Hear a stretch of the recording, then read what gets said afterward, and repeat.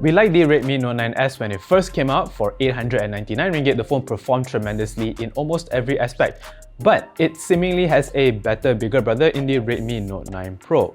For 200 ringgit extra, is the Redmi Note 9 Pro worth getting over the Note 9S for seemingly better specs on paper? Well, let's find out.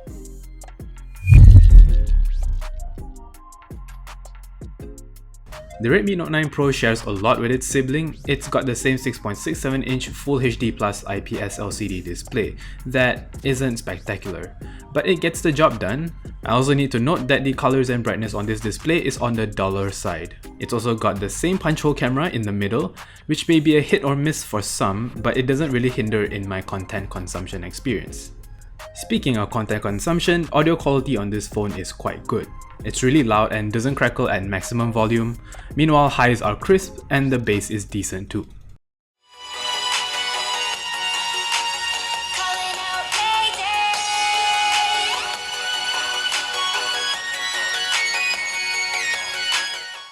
Next, let's talk about the phone's build. It's quite bulky and on the heavier side for a 2020 smartphone, but it'll fit in the pocket just fine. The almost mirror-like back panel is a fingerprint magnet, but a phone case would cover it anyway, so don't worry. Then there's the camera bump, which is kinda obvious, but it's not really obnoxious. Again, the phone cover will fix it just a little. Speaking of cameras, let's talk about photography. The Redmi Note 9 Pro has a 64 megapixel main lens, an 8 megapixel ultra-wide shooter, a 5 megapixel macro lens, and a 2 megapixel depth sensor. When it comes to regular shots, images are bright and sharp, however colors are oversaturated, especially in the leaves and the bushes here. The sky also looks just a little overexposed. With 64 megapixel mode, you obviously get more details in your images, and they're sharp enough to make huge prints of your photos. It doesn't make much of a difference when it comes to social media. It's still a neat feature to have, however. When it comes to nighttime photography, regular mode actually does fine, but night mode definitely brightens up the image quite a lot.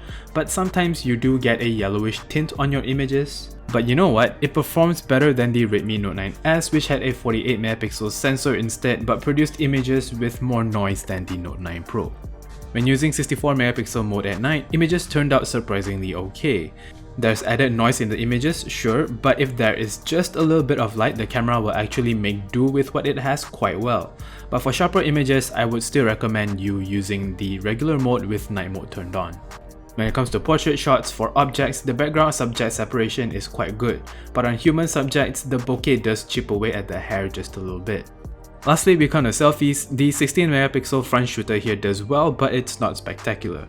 The default beautification setting can be a little bit much, but you can always tone that down. The bokeh selfie mode is also good, but the blur does look a little unnatural and can eat up bits of hair too. But overall, it's a decent selfie setup. Under the hood, the Redmi Note 9 Pro also has the same Snapdragon 720G chipset as the Redmi Note 9S. Although it's not as powerful as a flagship chipset, it's snappy enough when browsing the phone. On top of that, it runs mobile games quite well with minimal stuttering. We've seen this before on the Redmi Note 9S, and that phone of course ran well. So we're glad the chipset remains in this phone to keep the price low without sacrificing performance too much. Also, like the Redmi Note 9S, is the massive 5020 mAh battery that'll last you for a couple of days with heavy browsing, some navigation and gaming as well. But unlike the Note 9S, this phone actually supports 30 watts of fast charging, and the 33 watt charger also comes in the box. It'll take about an hour to fully charge the phone, but you do have to remember that this is a large battery, so it's expected. This phone has a side-mounted fingerprint scanner for unlocking your phone. It's snappy and I quite prefer this over the in-screen scanner instead. The Redmi Note 9 also ships with Android 10 with MIUI 11 layered on top. It's a hit or miss when it comes to aesthetics, but MIUI 11 is a no-frills, straightforward interface that is easy to use. At the end of the day, the Redmi Note 9 Pro, I think, is more worthy of being your daily driver compared to the Note 9S, thanks to faster charging speeds and better cameras, especially in nighttime.